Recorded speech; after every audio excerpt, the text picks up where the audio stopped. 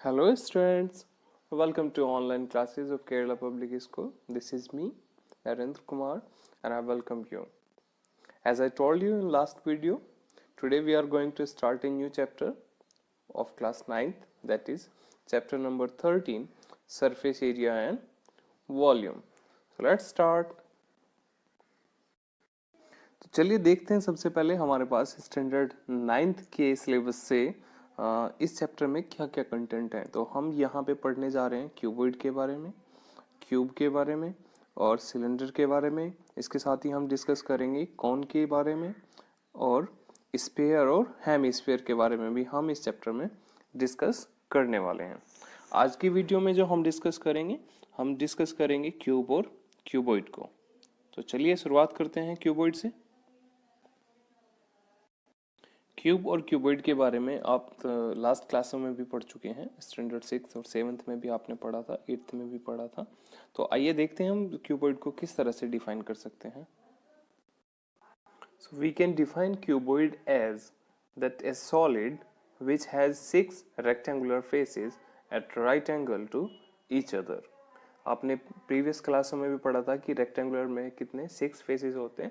6 faces जो हैं वो क्यूब में भी होते हैं, लेकिन क्यूब में जो सारे फेसेस होंगे वो स्क्वायर शेप में होंगे, लेकिन यहाँ पे कौन से होते हैं, यहाँ पे रेक्टेंगुलर शेप में होते हैं। ओके, जैसा कि अभी आप देख सकते हो स्क्रीन पे क्यूबॉइड रिप्रेजेंट हो रहा है और इसके जो सारे फेसेस हैं वो रेक्टेंगुलर शेप में हैं। साथ में ये 3D फिगर है, तो इसके जो डायमेंशंस हैं उनको लेंथ, ब्रेड्थ और हाइट के रेस्पेक्टिवली L, B और H से रिप्रेजेंट किया गया है। साथ में ही एक कलर से दो फेसेस को रिप्रेजेंट किया गया है। जैसे अगर आप देख सकते हैं कि एक फेस जो है वो येलो कलर से रिप्रेजेंट किया गया है, तो इसका अपोजिट फेस जो होगा वो भी येलो कलर से रिप्रेजेंट किया गया है।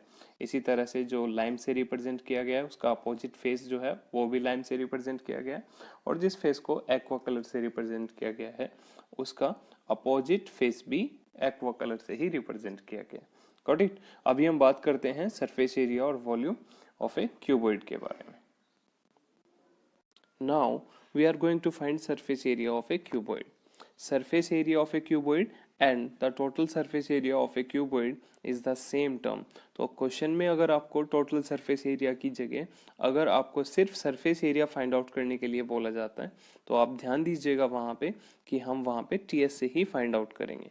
ओके बच्चे, और सरफेस एरिया अगर हमें किसी फिगर का फाइंड आउट करना होता है तो हमें क्या फाइंड आउट करना होता है, उसके जितने भी फेसेस हैं उन सभी का एरिया फाइंड आउट करना होगा। Got it. Surface area of A shape, we calculate the total surface area of the faces। got it।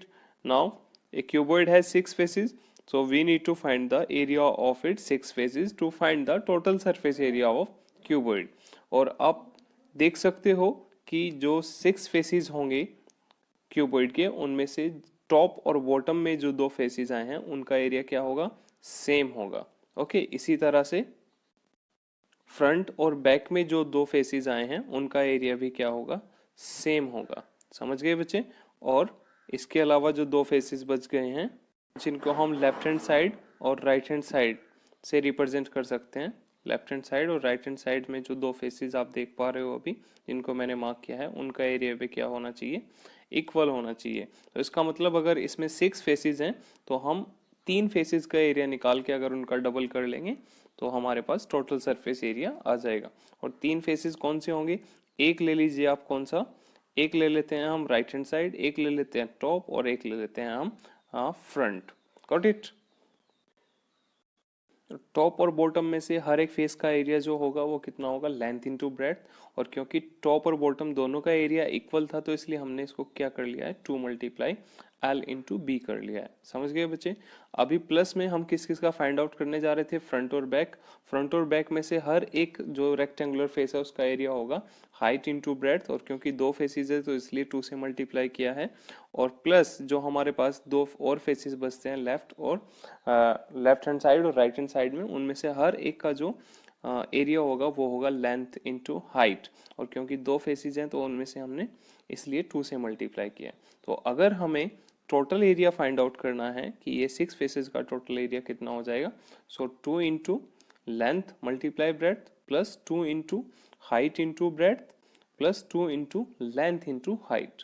समझ गए बच्चे? तो ये किसके इक्वल आ जाना चाहिए? आप देख सकते हो हम इसमें से 2 को कॉमन ले सकते हैं, तो ये आ जाएगा हमारे पास 2 into in a bracket length into breadth plus breadth into height plus length into height, जो कि एक फॉर्मूला है सरफेस एरिया या फिर total surface area find out करने का ऑफ ए क्यूबॉइड।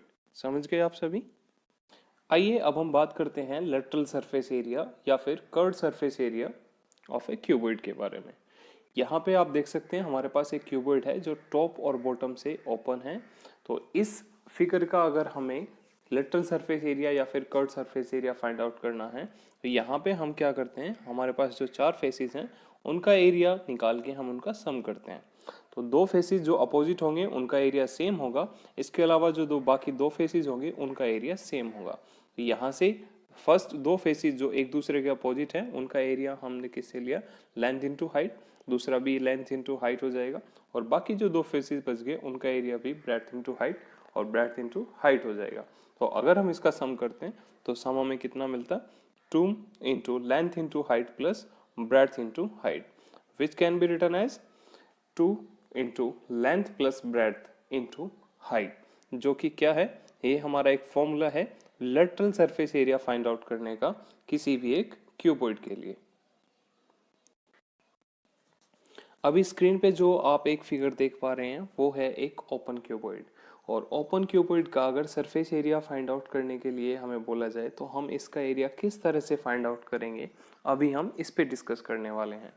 आप देख सकते हैं कि एक ओपन क्यूबॉइड में सिर्फ एक फेस है जो एग्जिस्ट नहीं करता है, और वो है टॉप।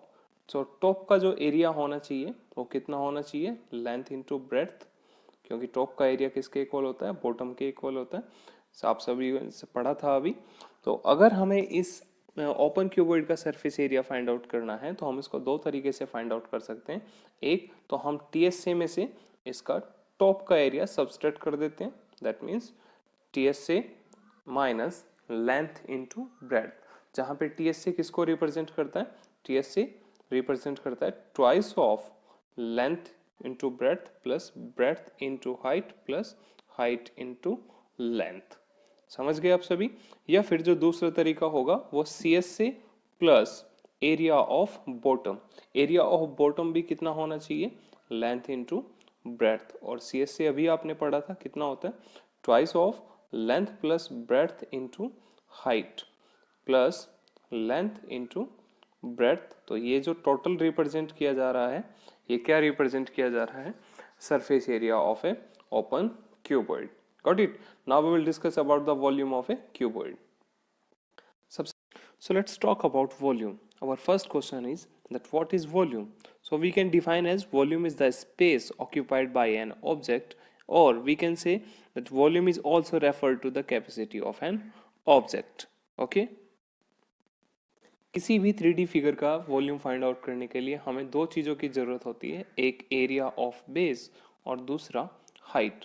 आप जैसे ही इनका मल्टीप्लाई करके प्रोडक्ट निकालते हैं आपके पास वॉल्यूम ऑफ 3D फिगर आ जाता है।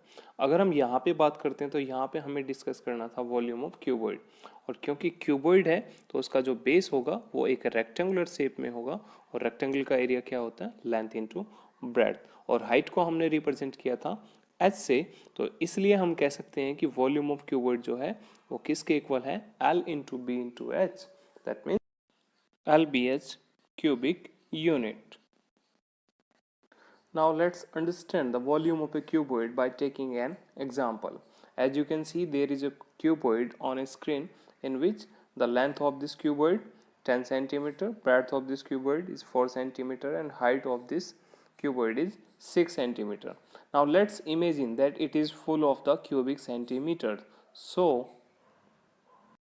we can see that there are 10 multiply 4 equal to 40 cubic centimeters on the bottom layers. Okay, and since there are 6 layers, so the total volume of this cuboid, it should equal to 40 multiply 6 is equal to 240 cubic centimeter. So we can say the volume of a cuboid can be find out by multiplying the length, breadth and its height. that means volume of cuboid is equal to product of length, breadth and height, which can be represented by V is equal to LVH. Now let's talk about cube. We can say that a cube is actually a cuboid in which its length, breadth and height are equal to one another. And a solid cube is part of space enclosed by 6 faces of the cube. And its all 6 faces are in the square form. Now let's discuss about the surface area of a cube. We can find the surface area of a cube by using its area of 6 faces. And as we know that its all 6 faces are in the shape of a square, and the area of each square face is that would equal to a multiply a, where a is representing the side of, so area of each face it would equal to a square, and since there are 6 faces, so we can say the surface area of a cube that is equal to 6 multiply a square equal to 6a square. So we can say the total surface area of cube is equal to 6a square, where a is the side of edge of cube. Similarly, we can find the CSA or LSA of a cube, and which can be found out by using 4 multiplied side square, where side is being represented by a. So this is CSA, or we can say LSA. Now we will discuss about volume of cube. Recently we have learned that volume of a cuboid is equal to length into breadth into height, and a cube is nothing but a cuboid in which length is equal to breadth is equal to height. That means we can say the volume of a cube that is equal to length multiply length multiply length, and since we are representing length, breadth and height of a cube by a, so it should equal to a multiply a, which can be written as a cube. Got it? So we can say the volume of a cube that is equal to side cube.